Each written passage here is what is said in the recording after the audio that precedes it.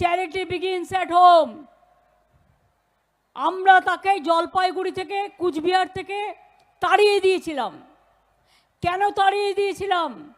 সে খুন করত, সে দাঙ্গা করত, সে জনগণের টাকা মারত, সে বোম মারত, সে অনেক কিছু পাচার করত।